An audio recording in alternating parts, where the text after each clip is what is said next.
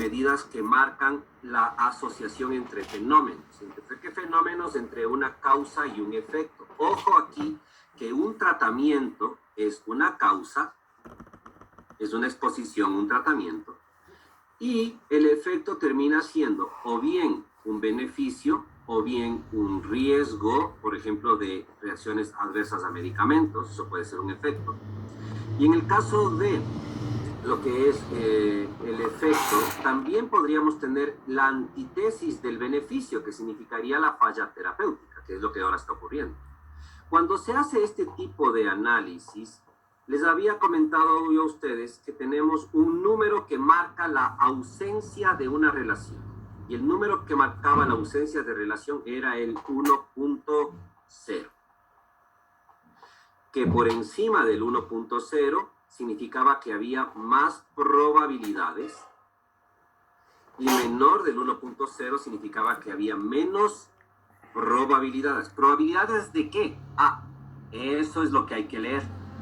Si, por ejemplo, habláramos de reacciones adversas, un riesgo relativo o un OR mayor de 1, por encima del número 1, ¿qué estaría indicando? Mayor probabilidad de sufrir la reacción adversa. Si habláramos, por ejemplo, un número menor a 1, significaría menos probabilidades de la reacción adversa. Porque se usa la palabra riesgo, y a veces el riesgo suena mucho a efecto indeseado, pero también podríamos hablar de beneficio. Ojo. Y entonces, en este, por ejemplo, que se habla de falla terapéutica en este artículo, mientras más alto sea el número del riesgo, significaría más probabilidades de falla terapéutica. Mientras más bajo sea el número, menos probabilidades de falla terapéutica. ¿Ok? Igual se podría hacer una comparación entre dos fármacos, y uno de los fármacos es el que se le va a poner justamente como punto de referencia, y entonces al experimental un beneficio podría indicar un número más alto, por ejemplo, probabilidades de curación, y mientras más bajo sea, serían menos probabilidades de curación cuando comparas contra otro fármaco, contra el placebo. Todo dependerá de cómo esté ordenado el pensamiento en esta relación. Pero lo que hay que empezar es justamente a mirar qué estaban evaluando y entender este de aquí. Luego habíamos mencionado, cuando vimos esa clase, que a veces se hacen estimaciones en las cuales, obviamente, aquí hay más probabilidades, menos probabilidades, pero que para tener una idea de lo que ocurriría debido al azar, aparte de esta cifra puntual, les daban lo que se llamaban valores del intervalo de confianza al 95%, que era para tener una idea también de lo que es la precisión estadística. Y entonces, habíamos puesto el ejemplo que si no se cruzan esos intervalos, si esos intervalos no se cruzan el número 1, la relación sería estadísticamente significativa y eso significa que se debía muy poco al azar. Pero que en cambio, si se cruzaban los valores de este intervalo, se cruzaban ese número, te estaba diciendo que había tanto más probabilidades como menos probabilidades. Y eso significaba imprecisión.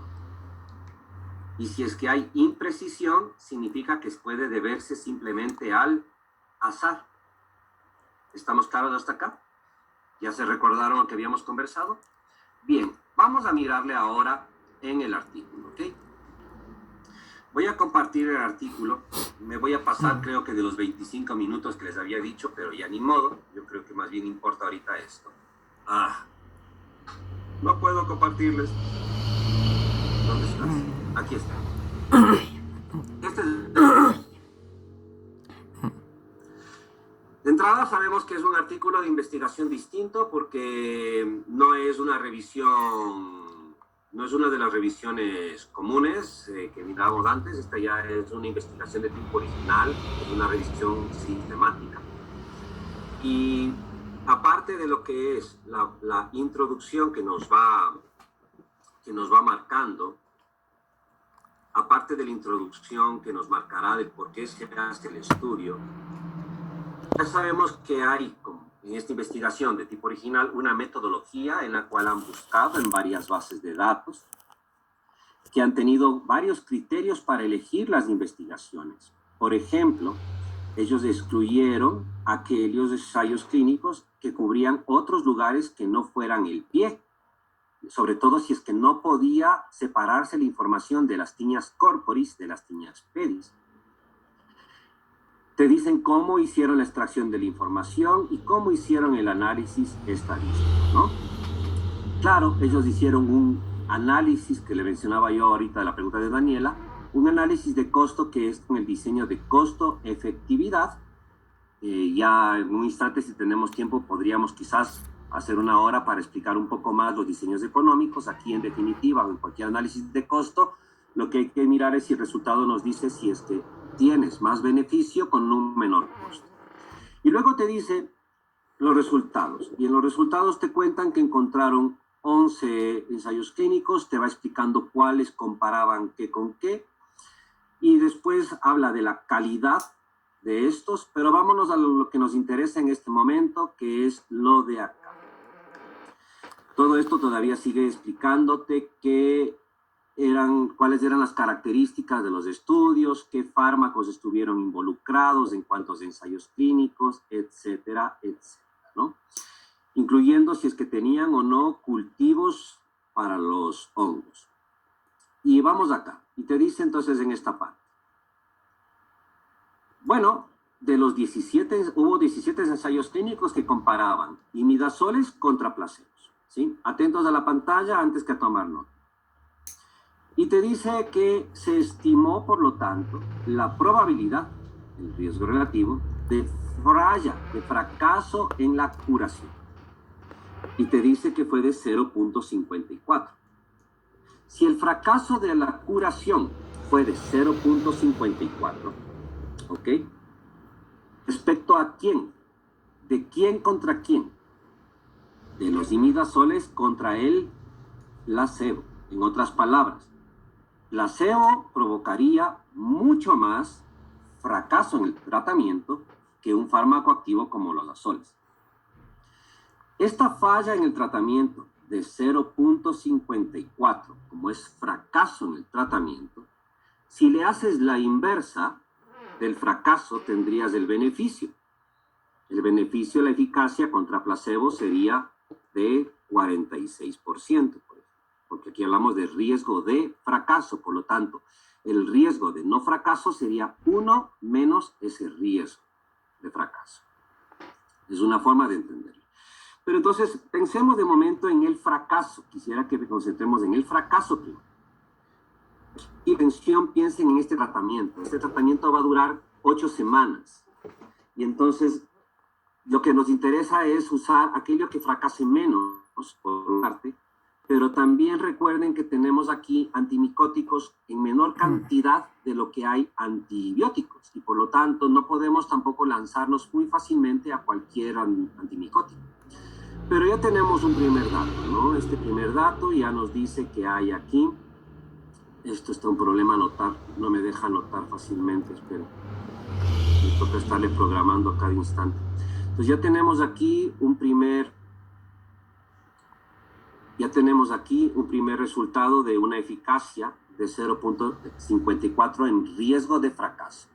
Y te dice luego las alilaminas. Las dilaliaminas te dice que en cambio el riesgo de fracaso es de 0.30. Si entonces nosotros pusiéramos aquí, voy a usar aquí para dibujar. Supongamos que esto fuera el porcentaje de fracaso que se obtiene con placebo. El fracaso. Si este fuera el fracaso, imaginémonos que este fuera el 1. Aquí 0.54, el fracaso te está diciendo que estaría aquí. Y este, en cambio, de las alilaminas estaría acá. Si pusiéramos los inversas, diríamos, en cambio, que la eficacia con los azoles ha sido de, como, esto recuerden, ¿no? O sea, si es que el riesgo relativo era una cifra, por ejemplo, de 0.70, La reducción de ese riesgo relativo se calculaba haciendo 1 menos riesgo relativo y esto multiplicando por 100. Recuerden esto que habíamos visto. Entonces, bajo esta óptica, si cogiéramos aquí, diríamos que la eficacia de los azoles sería de aproximadamente 46%. Y la eficacia de las darilaminas sería de aproximadamente 70%. ¿De dónde viene ese 70? Bueno, porque 1 menos 0.30 es igual a 0.70 y multiplicado esto por 100, 70%. Pero incluso sin hacer este cambio de conversión, nos damos cuenta simplemente leyendo la cifra. Solamente leyendo la cifra de esto, entendiendo que hablamos de riesgo de fracaso. El que tiene menos riesgo de fracaso aquí es ¿quién? La alilamina respecto a los imidazoles. Por lo tanto, en nuestras columnas de eficacia, perdón que utilice y escriba encima del artículo, pero es para no tener que andar cambiando de pantalla. Deberíamos tener algunas comparaciones. Azoles solos, por ejemplo, alilaminas, los otros estarían por abajo, ¿no es cierto? Y diríamos, hombre, las alilaminas son más eficaces que los azoles. Ojo que después vamos a tener esto de aquí, miren. Azoles contra las alilaminas.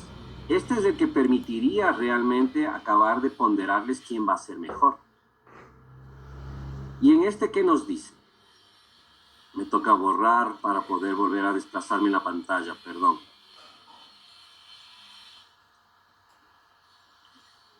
Aquí te va diciendo justamente los distintos ensayos clínicos y te habla de las tasas de curación. Te dice, fíjate, esta es otra forma de expresar eficacia. Clotrimazol curó 35% de los pacientes a las 4 semanas. No, mejor dicho, a la primera semana, clotrimazol 35% de eficacia. A las 4 semanas, 70% de eficacia. En este ensayo clínico específico del clotrimazol. Lo de acá ya está de todos los ensayos clínicos. El resultado de 2 ensayos clínicos de aquí y aquí de 17. Esto es otra cosa. Estos son ensayos de azoles contra alilaminas. Y entonces aquí te va contando, por ejemplo, del clotrimazol. Cuando sigues leyendo, llegas a esto de acá y te dice, cuando ya se compara las alilaminas contra los azoles, hay un beneficio en las alilaminas. O sea, el riesgo de fracaso a curar está a favor de las alilaminas. Y claro, uno dice 0,88, pero es que no comprendo, porque antes no me dijo 0,88, me dijo 0,30. Sí, pero a ver, aquí esto es alilaminas contra placebo, y esto es alilaminas contra imidazoles. Por lo tanto, los que llevan el número 1 son los azoles. Y te dice que mires esta figura de acá, que es una figura que habíamos visto en clase antes. Habíamos visto esta figurita antes en la clase, que esto es un MetaView. Y si le voy a intentar hacer más grande a esto, si es que me deja por algún lado hacerlo más grande. No me deja. No sé por lo que no me asoma la regla para hacerle más grande. Espérense. Abajo a la derecha. Abajo. Es que estoy compartiendo pantalla y está configurado. Encontré. Ya. La mía ha estado arriba a la derecha, niños. Para que vean. ¿Qué es lo que tenemos aquí? Esto recuerden ustedes que yo les había explicado que era un MetaView. O sea, aquí tenemos cada uno de los ensayos clínicos, el año en el que se hicieron, el número de referencia bibliográfica. Y aquí está esto del número 1 que marca la ausencia de diferencia. Y te dice, si es que el resultado se va para allá, estaría a favor de las alilaminas, y si es que se va para acá, a favor de los imidazoles, porque aquí está comparando ¿qué? Alilaminas contra azoles. Por eso está en que azoles, dentro de la fórmula, cuando les enseñen a calcular, estaría justamente llevándose el número 1 del punto de comparación. Y entonces te va mostrando y te dice, oye, mira, en este ensayo clínico, aparentemente estuvo un poquito a favor de los azoles. Y les había contado que el intervalo de confianza en los dibujos está marcado por estos puntos de aquí, los límites de la barra lateral. Y si se dan cuenta, se cruzó este de aquí. Aquí hay una línea que la voy a poner en verde para que la podamos ver. La voy a sobrepintar. En el artículo está de color blanco.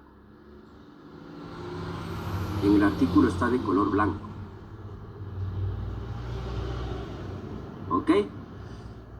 Se ha cruzado. Eso significa que aquí ha jugado el azar y uno diría, hombre, no fue diferente estadísticamente, no sé cuál es mejor. Aquí ha favorecido las alilaminas y pasa lo mismo, no sé cuál es mejor. Este de aquí, en cambio, salió muy franco a favor de los imidazoles. Este de aquí no sabemos, este de aquí salió a favor de las alilaminas, y entonces como hay esta controversia, acuérdense de esa clase, como hay esta controversia en los distintos ensayos clínicos, es que se decide hacer una técnica metaanalítica, que significa aglutinar toda la información para poder tener más números y matemáticamente tener mejor resultado. Y ese resultado está aquí. Y si lo hacemos más grande, ay, qué vaina esto. Si lo hago más grande,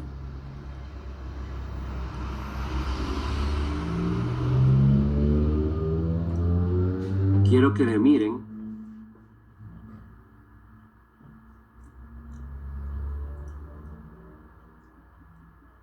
¿Sí se dan cuenta aquí? Que no ha cruzado prácticamente el 1. ¿Le ven? Está dibujado en chiquitito y con las justas. Pero entonces, ¿aquí qué tenemos? Aquí está el número 1. Esto es solamente una imagen visual y te dice, oye, mira, está a favor de las alilaminas, el tratamiento, y no se cruzó el número 1, por lo tanto, esto es estadísticamente significativo. Y uno dice, oye, vale, pero ¿y de dónde salieron los valores para esto? Ah, es que eso es lo que estaba acá arriba. ¿Ok? Eso es lo que estaba aquí arriba, donde nos dice esto de aquí.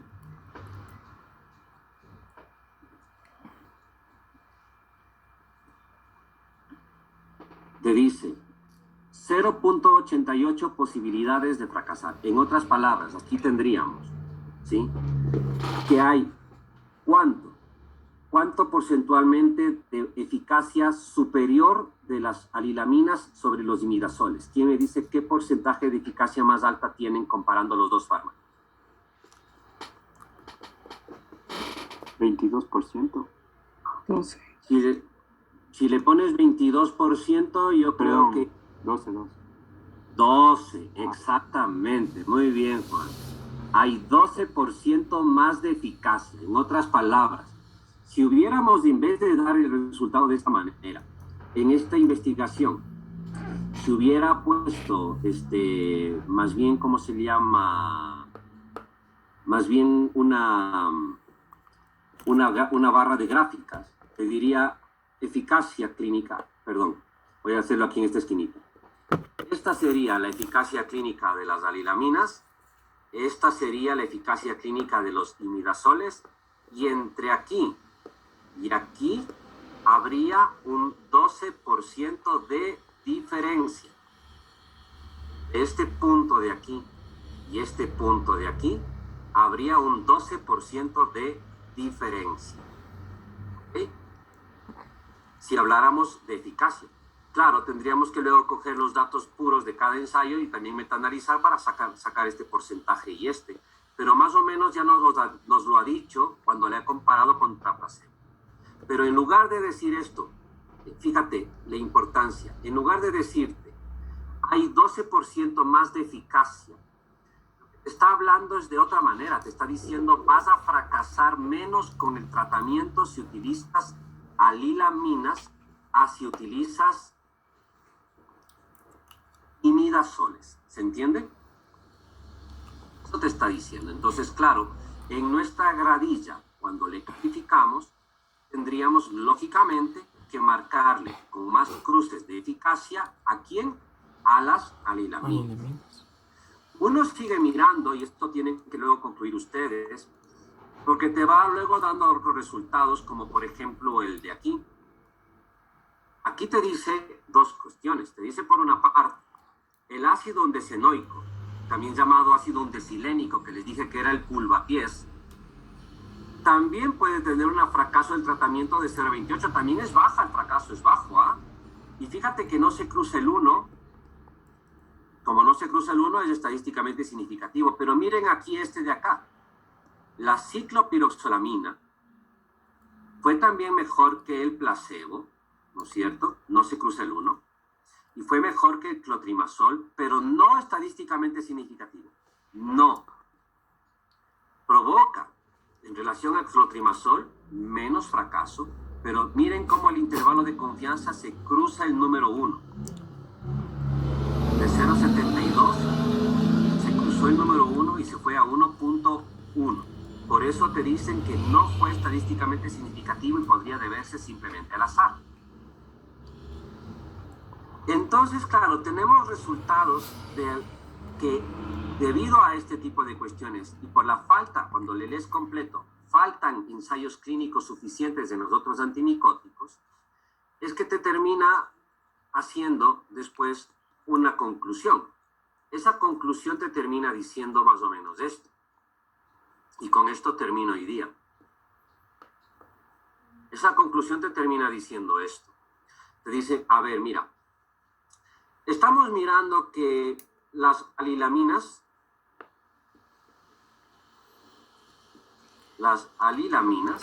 son más eficaces no solo contra el placebo, sino también contra los azoles tópicos.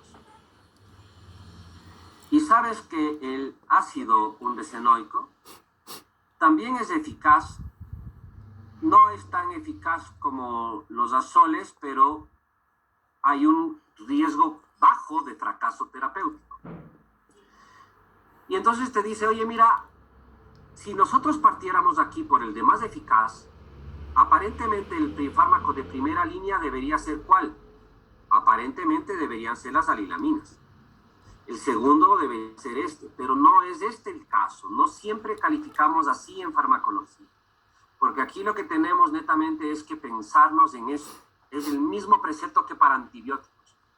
Reserva lo más fuerte para cuando lo más básico no funciona. Si analizáramos la seguridad de todos estos es prácticamente la misma. Es prácticamente igual. La conveniencia es prácticamente lo mismo porque son tópicos y son 2 veces al día y todos terminan provocando la misma ardencia cutánea posiblemente. Pero en el costo resultaba, por ejemplo, que este es más barato, seguido por estos, y este era el menos barato. Era el menos barato. Entonces, en el análisis que decía justamente la Dani, bueno, sí, hay bastante beneficio, pero también a un mayor costo. Con este hay un beneficio y también con este con un menor costo. Aquí están empatados los tratamientos. Debido a que puede haber resistencia también en los hongos, deberías primero intentar probar con alguno de estos dos. Porque es Tinea pedis. Y si es que fracasara alguno de estos dos, solamente entonces utilizarías este que es el más eficaz, porque en este caso, para este tipo de patología, hay que guardarle, porque no tenemos tantos antimicóticos, no hay que dejar que haya resistencia a este, hay que reservarle, y por lo tanto este quedaría como de segunda línea. Es un concepto de tratamiento diferente al que acabamos de ver para lo que era el impétigo y para lo que era la IBU, es diferente el pensamiento. Hay que guardarlo. Por eso es que cuando coges y miras el artículo, te dice en la conclusión, oye, mira, alilaminas, azoles y el ácido undecinoico son más eficaces que nada, más que placebo. Hay suficientes ensayos para comparar alilaminas con azoles, no con las otras comparaciones, falta evidencia. Las alilaminas curan más que los azoles, pero también son más caras. La mejor relación coste-efectiva para primera línea debería partir, por lo tanto, por el que te da más beneficio con menos coste, y las alilaminas te dan más beneficio pero a mayor coste. Y por lo tanto, primero prueba estos de aquí. Si a esto nos vamos a farmacocinética y forma farmacéutica, resultaría que tendríamos con información de que el ácido undecinoico, por ejemplo, tenemos en talco. Es el Fungirex. Y obviamente eso es mucho más conveniente para el paciente con tinea pedis que tener que ponerse una crema, que es lo que viene en los azoles. Las alilaminas, la terbinafina y en spray también es conveniente, pero hay que reservarlo. Esto respecto a lo que es tinea pedis. Cuidado este pedacito de acá, este pedacito de aquí, que te dice de los que tienen que ver con uñas. Los que tienen que ver con las uñas, ¿sí? Eran pocos en esta revisión. Y claro, sale también más eficaz en esta revisión las alilaminas, pero cuando ya miramos, y tal vez hacemos ese ejercicio mirando un ensayo clínico específico en uñas, que ya dijimos en clase que ese no puede ser tratamiento tópico, que ese tiene que ser tratamiento sistémico, porque el hongo estaba en la raíz, y como el tratamiento dura 12 semanas, no vamos en cambio ahí a tenerle a un paciente tomando un imidazol durante 12 semanas con el riesgo de lesión hepática. Para a las 12 semanas decir, uy, ha habido más falla terapéutica. No es lo mismo, fíjate. Y entonces por eso es que la omicosis, en cambio, como ya va a estar tomando durante 12 semanas el fármaco, tenemos que usar en cambio el más eficaz y más seguro, porque ahí sí hay diferencias en la seguridad al tomarlo por oral. Recuerden, si iba a haber diferencias en los efectos indeseados de los imidazoles con la terbinafina. Y entonces la terbinafina ahí sí le gana en eficacia y en seguridad. Y esa es la razón por la cual para la onicomicosis, en cambio, primer fármaco, primera línea, primer intento de tratamiento tiene que ser con terbinafina. Por toda esta consideración en farmacología, no solamente por el ensayo clínico. Pero en cambio para la piel, tinea pedis, vamos, que hay que guardar la terbinafina, que pues si acaso te hace resistencia el dermatofito, vamos, que puedes usar mejor talco, vamos, que puedes mejor probar y si funciona, chévere, que sí son 8 semanas, pero tampoco no es como el asunto de estártelo tragando durante 12 semanas. No sé de cómo se le tiene que ponderar al tratamiento en este caso. ¿Se entendió? ¿Se comprendió mejor? Bien. Entonces, sigan haciendo su ejercicio de definir la patología, de plantearse objetivos de tratamiento, incluyendo curación clínica o microbiológica. Por ejemplo, la curación clínica va a ser muy importante, no siempre pueden hacer cultivo de hongos, cuidado, ¿ok?